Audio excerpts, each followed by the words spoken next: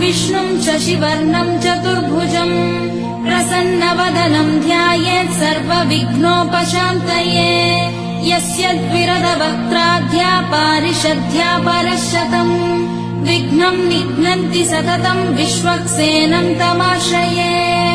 व्यासम् वसिष्ठनप्तारम् शक्ते पौत्रमकल्मषम् पराशरात्मजम् वन्दे शुकतातम् तपोनिधिम् व्यासाय विष्णुरूपाय व्यासरूपाय विष्णु शुक्लाम्बरधरम् विष्णुम् शशिवर्णम् चतुर्भुजम् प्रसन्नवदनम् ध्यायेत् सर्वविघ्नोपशान्तये यस्य द्विरदवक्त्राद्या पारिषद्या परशतम् विघ्नम् निघ्नन्ति सततम् विश्वक्सेनम् तमाश्रये व्यास